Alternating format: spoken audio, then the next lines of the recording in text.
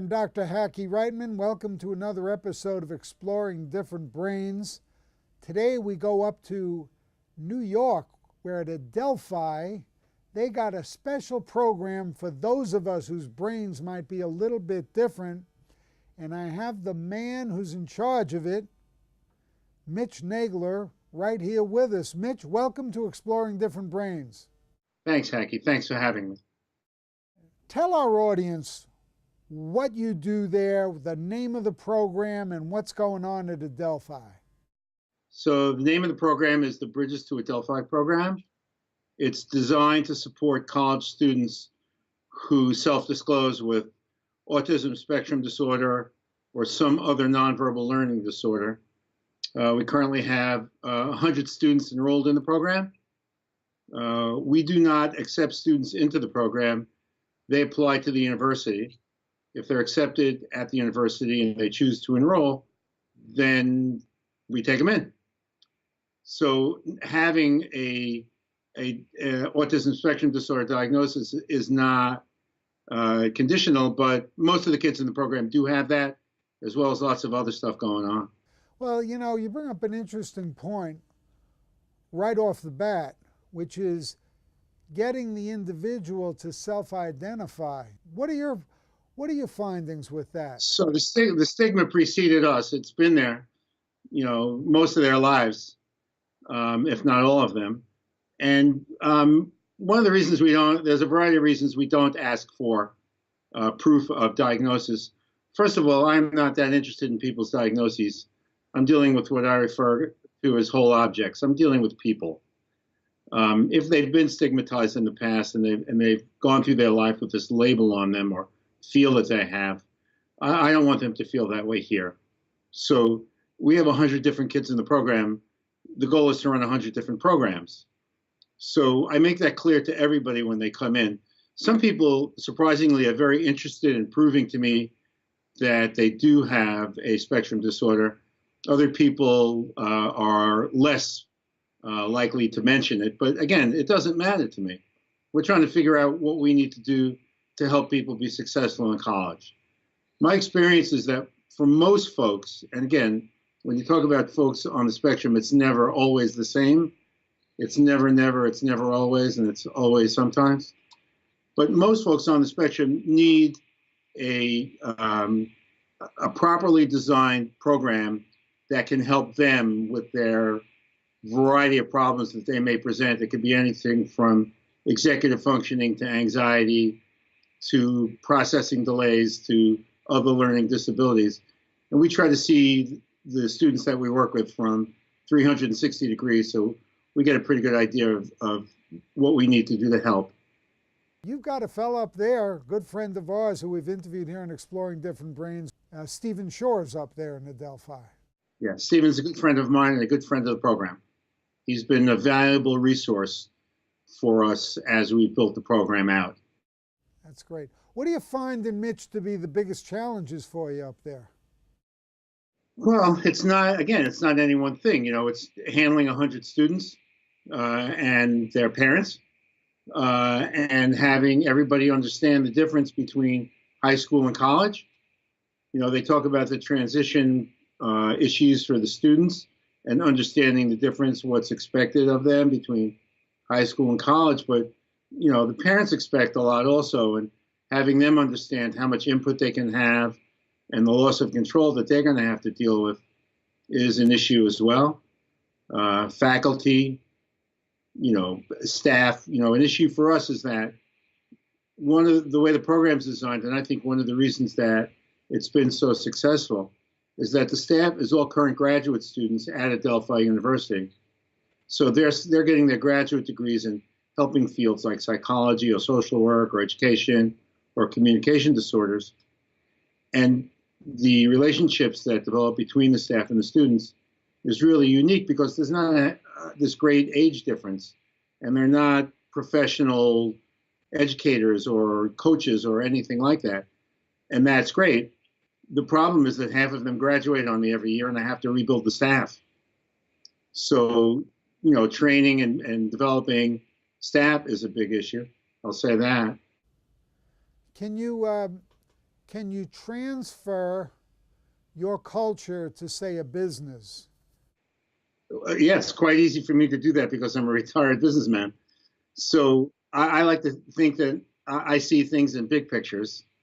Academia is not necessarily a place where that occurs naturally. So I'm way into program building. And as I build a part of the program, I'm realizing, oh, well, that's the next thing that I need to see.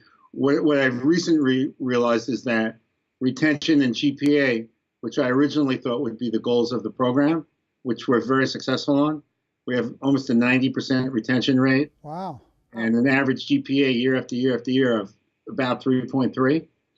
But I realized that the goal is not that. The goal is to help the students get into meaningful, successful careers when they graduate so that they can live independent lives. That is a huge challenge. I'm finding that transitions are one of the toughest things, and one of the biggest transitions for those lucky enough to go off to college are the transition to college, which is what you're handling. Yeah, there's huge transitions. You know, what's expected of you in college, in high school is well different. You know, in high school, K through 12, mom and dad have done great jobs of getting the kids services. They're very involved in maintaining that and getting new services. And services are delivered to students. In college, you can get a lot of the same services, but they are offered, and the students have to come and get them. So we're not pulling kids out of classes. We're not going into dorms and waking people up. We're not bringing the services to the kids. We're asking them to come and get them. So you work closely with the Office of Disabilities? Oh, very closely, very closely. But still, the rule in this college is that if you have extended time or a distraction-reduced environment for an exam, you have to submit a request at least a week in advance of each exam. Now, we help the students do that, but that's very different than in high school. In high school, they came and got the student and said, all right, come on, let's go. You're going to have the exam in this room over here with this person proctoring it. Now they have to be able to file the form. And again, we help them with that, but they have to submit a form a week in advance every time they have an exam. That's a big difference. Even the services that we offer really comprehensive academic, social, and vocational services to the students enrolled in the program. But they got to come to the office and meet with their staffers and tell us the truth. Let's go back in time, because you came from a business background and everything. Let's go back in time when you started the Bridges to Adelphi program, how you garnered that support. Well, so back then, I had just received my master's degree in psychology, and I met somebody who worked for a family service organization who came to me. I was actually working in a drug clinic at the time, as all good graduate students in psychology do. And I met somebody who had a grant to provide services to college students, but didn't even know if college students needed these services. They knew that the students were getting them in middle school and high school, but didn't know if there was anything going on in college. And I ran around the tri-state area for a year, and I finally came back to Adelphi University, where I'd gotten my master's. And I met with the woman who was in charge of disability support services at the time, Carol Lucas. And Carol said to me that, oh my God, I can't believe that you're here. We know that we have kids on the spectrum, and we know that we're not managing them correctly. Would you be willing to be the on-campus support service for students on the spectrum? And of course, I was delighted to say yes to that offer. And that was in 2007. And they referred 3 students to me. And I worked one-on-one with those 3 students, essentially on executive functioning issues and on managing anxiety. And the next semester, they referred 3 more students to me. And then the word got out on campus, and I started getting more referrals. And then I started going out into school districts and talking about local school districts and talking about what I was doing. And before I knew it, I had 40 kids in the program, and it became a fee-for-service program in the spring of 2012. And we had 50 students in the program. And then in some weird social psychology experiment, as soon as we started charging for it, more people started being interested in it. And I guess it gave it greater value. And we got out onto the internet, and I wrote a couple of articles for publication, one with Steve Shore. And, now we've got 100 this year, and I'm expecting 120 in the fall. Wow, that's great growth. The amount of money doesn't seem to be the issue because there's not a whole lot of options for them to come to a design program for folks on the spectrum. And our outcomes are so good that it sort of sells itself. So, this helps me get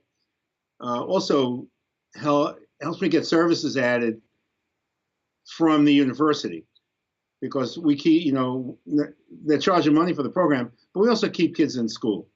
And we also create very positive regard in the community for the university because of the good work that we do, and helping the kids get into careers and internships in the community. What kind of research is going on to measure your outcomes? So, well, obviously we're doing GPA and retention.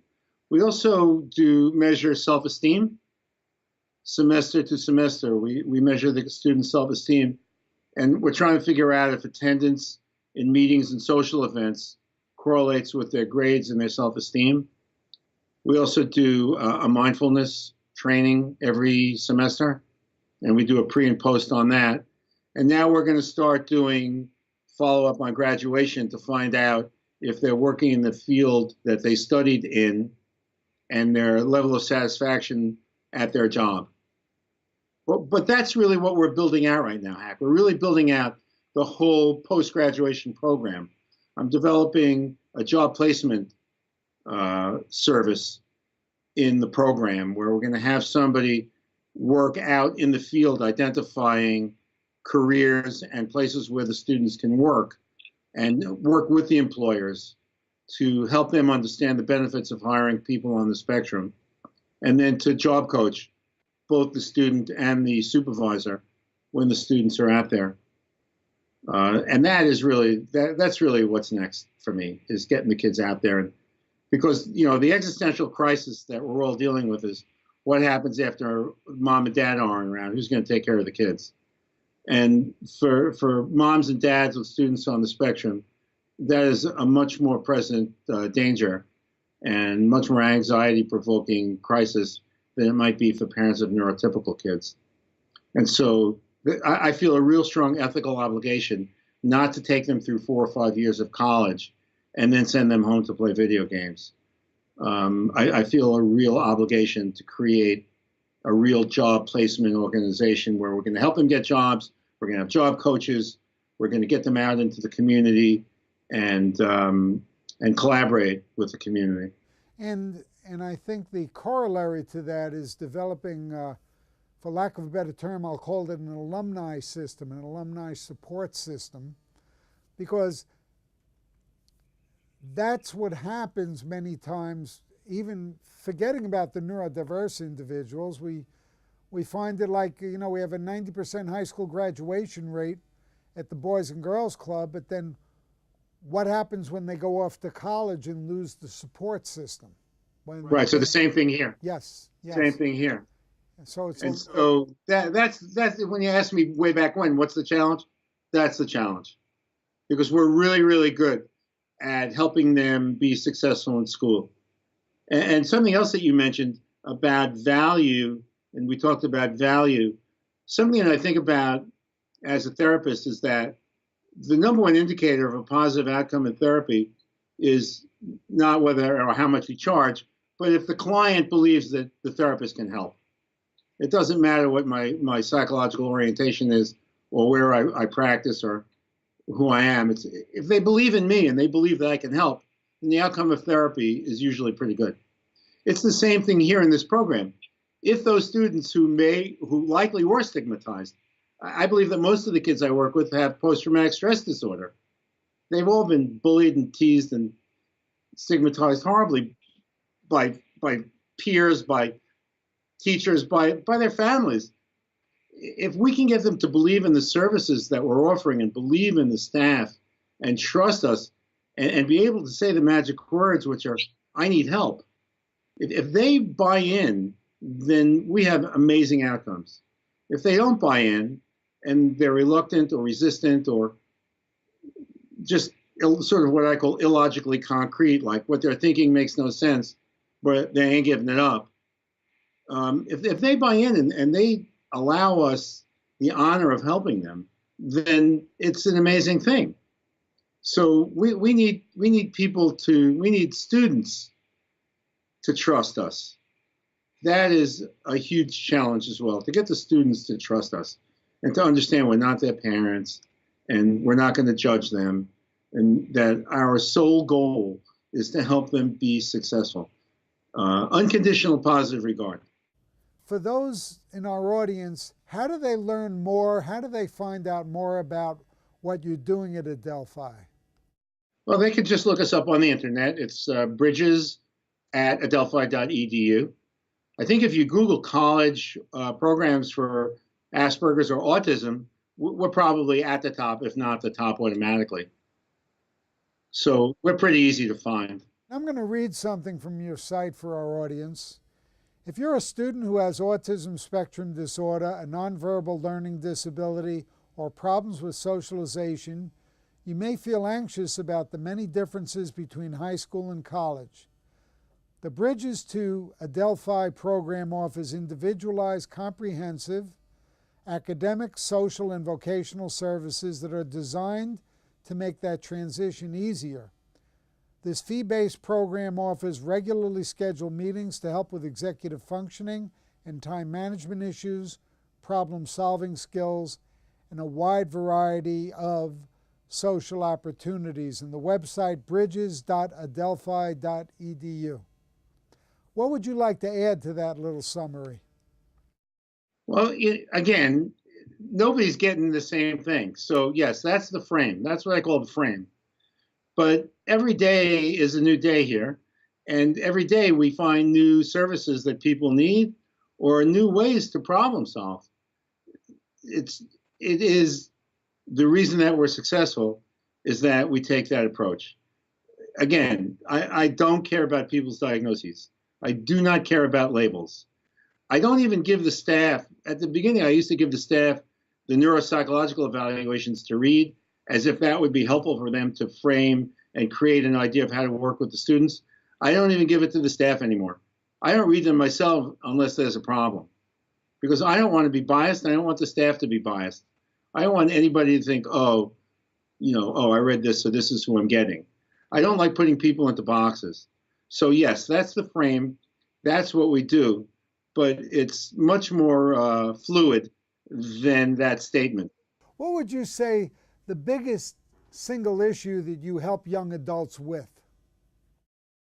Wow, that's a tough one, because again, it changes. But having confidence in themselves, thinking positively about themselves, and not buying the message that because their brain is different, that makes them somehow inferior. The best part of them is that their brain is different.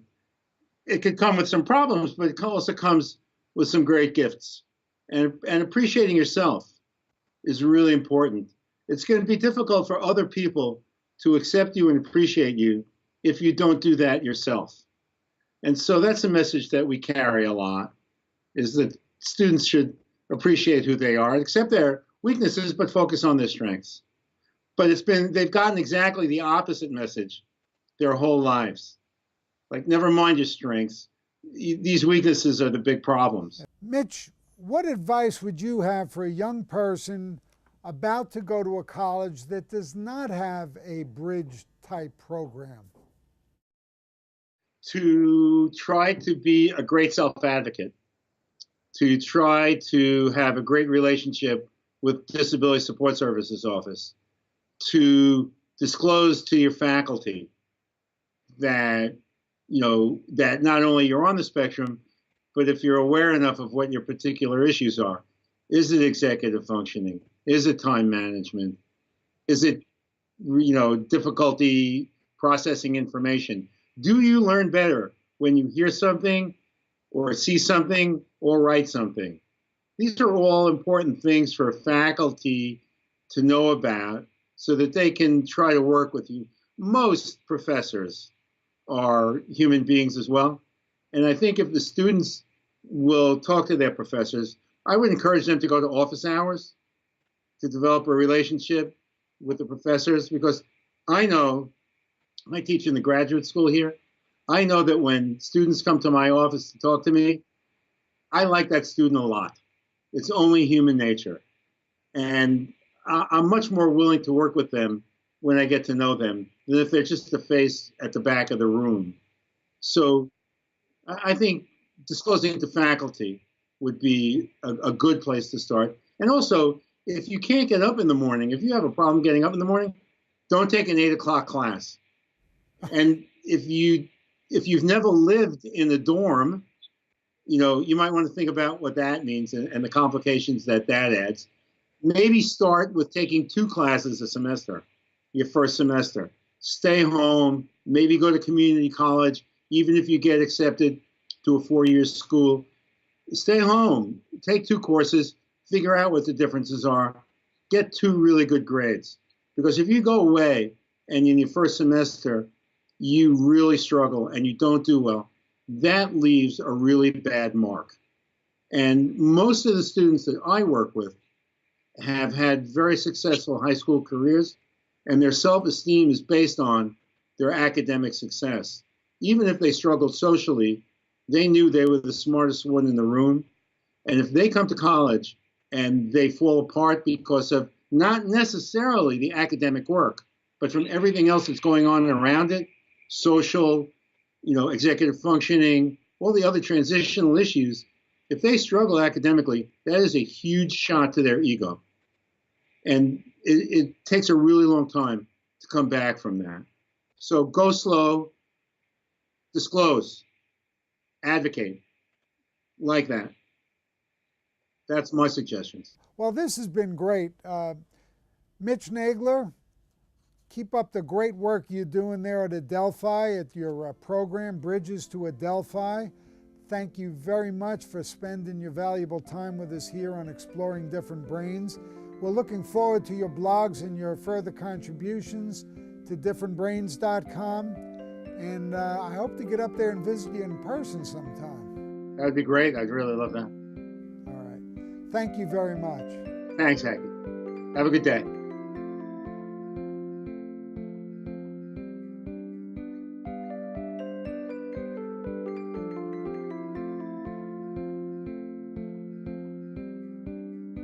For more information, visit us at differentbrains.com.